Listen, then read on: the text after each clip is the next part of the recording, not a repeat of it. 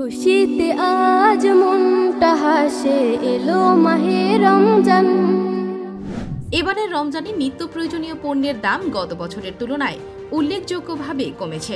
বাজারে সরকারের কঠোর নজরদারি, ব্যাপক আমদানি এবং শুল্ক ছাড়ের ফলে সিন্ডিকেটের দৌরাত্ম্য কমেছে, যার ফলে বেশ কয়েকটি পণ্যের দাম স্বাভাবিকের চেয়েও কম। এই হিসাবে আরো বাজার কমতেছে, বাড়ার কোনো সম্ভাবনা নাই। হ্যাঁ, সবকিছু ঠিক রাখবে, বরঞ্চ দাম 1 থেকে 2 টাকা কমবে, বাড়বে আর না। না, আগের থেকে মনে করেন যে আরো 2 মাস আগে যে রেট ছিল এখন থেকে তো বর্তমান বহুত কম আসছে। সব জিনিসের দাম হাতে নাগালে আছে। মূল্য হ্রাস পাওয়া প্রধান পণ্যসমূহ: ডিম।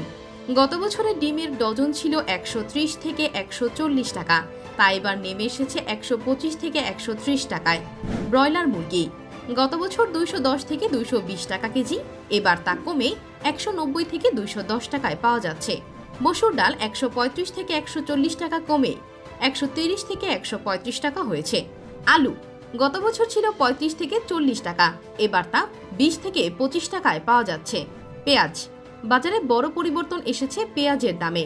গত বছর ছিল 110 থেকে 120 টাকা, এবার তা 30 থেকে 40 টাকায় নেমেছে। খেজুরের দাম উল্লেখযোগ্যভাবে কমেছে। প্রতি বছর রমজান শুরুর আগে খেজুরের দাম বাড়তে দেখা যায়, কিন্তু এবার উল্টো দাম কমেছে। গত বছরের তুলনায় খেজুরের কেজিতে 20 থেকে 200 টাকা পর্যন্ত দাম কমেছে। যেমন জাইদে খেজুর এবার 250 থেকে 400 টাকায় কেনা যাচ্ছে, যা গত বছর ছিল 300 থেকে 450 টাকা। বাণিজ্য সচিব মাহবুবুর রহমান জানান, রমজানে ভোক্তাদের স্বস্তি দিতে সরকার আন্তরিকভাবে কাজ করছে।